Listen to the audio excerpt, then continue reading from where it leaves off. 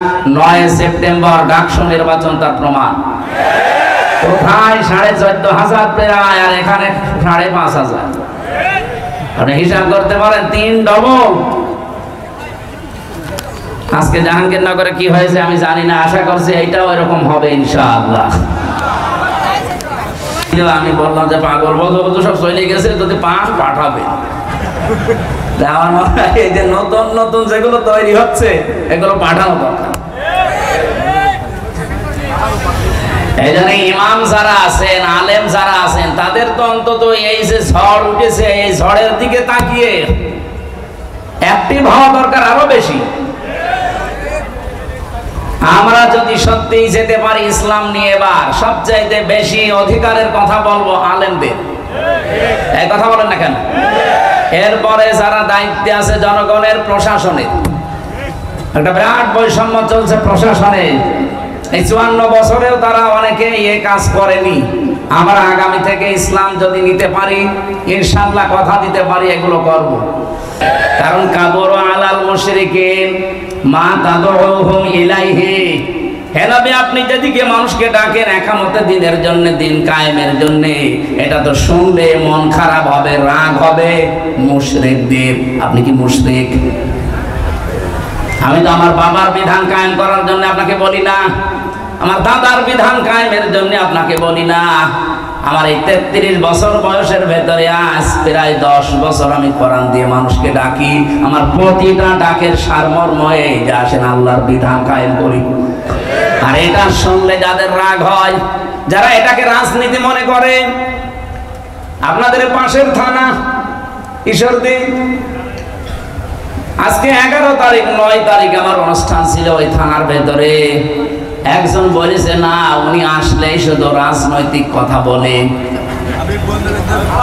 না, কি যেন আল্লাহর এক নবীর নামে নাম, তা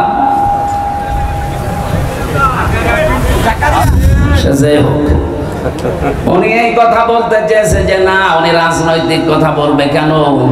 আরে ভাই, আমি কি রাজনৈতিক কথাগুলো আমি বানিয়ে বলি? বলেন, আপনার পেটের উপরে পাড়া দিলেও তো আপনি কোরআন এক রাজনীতি আছে কিনা বলতে পারবেন না। একজন আলেম যদি আমার বাধা দিত, নিষেধ করতো, আমি মেনে নিতাম। আপনি কেন ফতোয়া দেন? অথচ দিন কায়েমের কথা বললে ফতোয়া দেওয়া নিষেধ। আনাকিমুদ্দিন ওয়ালা তাতাফাররাকু ফি। আপনি যাই করেন এ বিষয়ে কোনো মত পার্থক্য করা যাবে না। সুতরাং বাংলাদেশে যারা পীর সাহেব আছেন, আপনি চালান আপনার কাজ, কিন্তু আপনার টার্গেট যেন থাকে জমিনে দিন কায়েম করা লাগবে। আপনি খেদমতে দিনে আছেন, করেন, দিনের খেদমতে আছেন, কিন্তু আপনার টার্গেট করা লাগবে জমিনে যেন দিন কায়েম হয়। কি কথা বলেন না কেন? এই জন্য ইমান যারা এনেছেন, আপনাদেরকে আমি বলছি, শুধু ইমান এনে অনেকে এখনো দোদুল্য মানলেন না, জানি কি হয়। আপনি একেবারে হয় ফাইনাল থাকবেন, নাই ওই দলে চলে যাবেন। আমি তো ওপেন ঘোষণা দিয়েছি আমার বংশে যে ইসলাম এবং অন ইসলাম চলছে এই দেশে এখন। হয় আপনি ইসলামের পক্ষে থাকবেন, নাই অন ইসলামের পক্ষে থাকবেন। ওই দোদুল্যমান অবস্থায় কিন্তু যদি ইসলাম আসে, তখন আপনি বিপদে পড়ে গেলে আমার পাবেন না। এক কথা বলেন না কেন? গত পরশু দিনও 10 জন মানুষ গোপনে এসে বলছে এতদিন ছিলাম চাই। এই ডাকসু নির্বাচনের রেজাল্ট দেওয়ার পরে আমাদের মন ভরে গেছে। আপনি আমাদেরকে দলে নেন, আমরা গোপনে ইসলামকে সংসদে পৌঁছানোর জন্য। 10 জনই গ্রামের মাতুব্বর, পুরা এলাকা চলে তাদের কথায়। আমি বললাম আপনাদেরকে কালেমা পড়ানো লাগবে। বলছে কালেমা জানি। কালেমা ওদের মুখস্থ আছে, কিন্তু তাগুত ছেড়ে কালেমা পড়ে না। ওই দিন তাগুত ছেড়ে দিয়ে কালেমা পড়ালাম। আল্লাহর ঘোষণা এটা ছিল, ফামাই ইয়াকফুর বিত-তাগুত ওয়া ইউমিন বিল্লাহ। আপনি ঈমান আনতে চান, আগে তাগুত ছেড়ে দেন। তাগুত কি? যে আল্লাহর বিধান মানে না, অন্য কেউ মানবে, মানতেও দেয় না। এরকম শক্তি যদি এই দেশে থাকে, আপনি সেটা থেকে আগে মুখ ফিরিয়ে চলে আসেন যে না, আমি এক লাইনে থাকবো। আমার কথা বাংলায় আমার মনে হয় আপনারা বুঝে ফেলেছেন। দোদুল্যমান অবস্থায় থাকবেন না। ইসলাম এবার আসবেই, আসবেই, আসবে। তখন কিন্তু আপনি বিপদে পড়ে যাবেন। এজন্য চলে আসেন একবারে, বিপদে পড়লো তখন আপনার লাভ। কারণ মুমিন যারা মরে গেলেও লাভ, বেঁচে থাকলেও লাভ। আর কাফের যারা বেঁচে থাকলেও ওদের লস, মরে গেলে তো আরো লস। কাফেরদের জীবনে কোনো শান্তি আল্লাহ রাখে না। আপনি যদিও চর্মচোখে দেখতে পান খুব শান্তিতে আছে, কে বলেছে আপনাকে? যারা কাফের, যারা মুশরিক, এই দুনিয়াদার যারা গুনাহে অভ্যস্ত, অপরাধ করতে করতে জীবন শেষ করে, ওই মানুষগুলোর জীবনের শান্তি আল্লাহ নষ্ট করে দেয়। এটা আমি বানালাম না। ওমান আ'রাদা আন যিকরি ফাইন্না লাহু মাঈশাতান দানকা ওয়া নাহশুরুহু ইয়াওমাল কিয়ামাতি আ'মা। রব্বুল আলামিন বলেন, আমার বিধান থেকে কেউ যদি মুখ ফিরিয়ে নেয়, আমার ঘোষণা হচ্ছে তার জীবন আমি সংকীর্ণ করে দেই। তার আয় উন্নতিতে কোনো বরকত থাকে না। চর্মচোখে দেখা যায় প্রতিদিন 5 লাখ উপায় হচ্ছে। এই যে এই মানুষটা মনে করেন প্রতিদিন 5 লাখ উপায় করছে বাবা শাহজালাল, সব হালাল মনে করি। হয়তো প্রতিদিন 5 লাখ আপনার আসবে, কিন্তু আল্লাহ যখন ধরবে এমন দিক থেকে আপনার টাকা 10 লাইনে চলে যাবে, আপনি টেরও পাবেন না। উপায় হয়েছিল 5 লাখ, প্রতিদিন যাবে এবার 7 লাখ। নেন বাবারটা খরচ করেন। এমনকি দুনিয়ার আফসোসই শেষ না। ওয়া নাহশুরুহু ইয়াওমাল কিয়ামাতি আ'মা। এটার ভয়ঙ্কর। কিয়ামতের দিন যখন উঠবেন আপনার চোখ থাকবে না। রব্বুল আলামিন বলেন, অন্ধ হয়ে উঠবে, আমাকে প্রশ্ন করবে, ক্বালা রাব্বি লিমা হাশারতানি আ'মা ওয়াকাদ কুনতু বাসীরা। হে আল্লাহ, আমার তো চোখ ছিল, আজকে আমারে অন্ধ করে তুললে কেন? আমার চোখ ভালো করে দাও, আমি আদম নবীকে দেখবো। যেই বলবে অমুক জিনিস দেখবো, ধমক লাগাবে আল্লাহ। ক্বালা কাযালিকা আতাতকা আয়াতুনা ফানাসিতাহা ওয়া কাযালিকা লিয়াউমা তুনসা।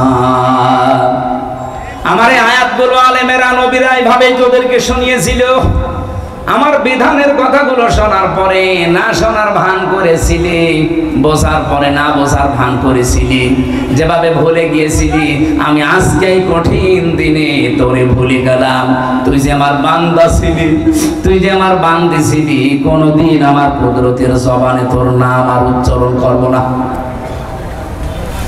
ও পাবনাবাসী, ময়দানে মাশারে কঠিন অবস্থায় যদি আল্লাহ আপনার নাম আর উচ্চারণ না করে বলে যে আমি চিনি না, ও আমার বান্দা না, ও আমার বান্দি না, আমার মুখ দিয়ে কোনোদিন এই আমির হামজা নামটা আমি আর বলবো না, বলেন তো তার মতো কপাল পোড়া আর কেউ আছে?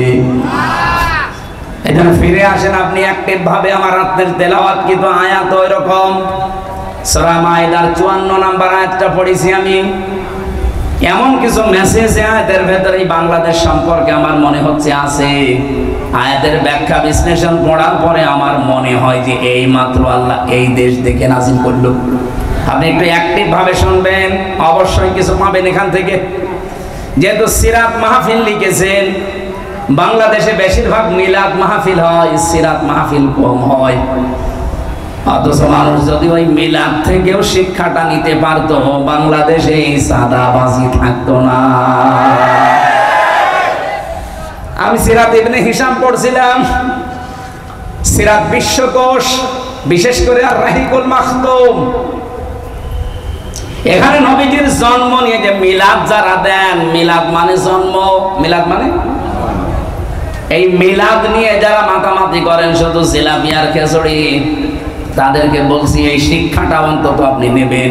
মিলাদ আপনি দেন, আমি নিষেধ করছি না, কিন্তু শিক্ষাটা নেন। মিলাদ মানে জন্ম, নবীজি জন্ম নিয়ে কি করেছিলেন। ঐতিহাসিক যারা তারা লিখছে নবীজি জন্মের পরে 3 জন মহিলার দুধ পান করেছিলেন। 1 নম্বরে আমেনা, 2 নম্বরে উম্মে আইমান, 3 নম্বরে হযরতে হালিমাতুস সাদিয়া রাদিয়াল্লাহু তাআলা আনহা। হযরতে হালিমা বলেন, আমি ওই সময় মুশরিকা ছিলাম। মুহাম্মদকে কোলে তুলে নেওয়ার পরে আমি ডান স্তন তারে দিলাম, সে পান করেছে। বাম স্তন তারে দিলাম, সে সঙ্গে সঙ্গে মুখ বের করে দিয়েছে। একবার, দুইবার, তিনবার আমি মুখ লাগালাম, তিনবার সে বের করে দিল। জোর করে মুখ লাগাতে চাই, বের করে দেয়। আমার চোখের দিকে ইশারা দিয়ে, মানে চোখে চোখে যেন আমাকে বোঝাতে চায়, মা হালিমা জোর করেন কেন? আমার ডান স্তন অধিকার ছিল, হক ছিল, আমি পান করেছি। বাম স্তন এটা আমার অধিকার না, আমার হক না। আমি জানি আপনার সন্তান আছে, দুধ ভাই আমার, সেটা আব্দুল্লাহ। আমি দুনিয়ায় ভাইয়ের হক নষ্ট করার জন্য আসি নাই, এসেছি ভাইয়ের হক ফিরিয়ে দেওয়ার জন্য। পাবনাবাসী, এটা রেকর্ড হচ্ছে, যেই নবী এই রবিউল আউয়াল মাসে জন্ম নিয়ে মায়ের কোলে বসে ভাইয়ের হক ফিরিয়ে দেয়, সেই নবীর উম্মত আমরা যত বড় হচ্ছি, ভাইয়ের হক মারার জোম হচ্ছি।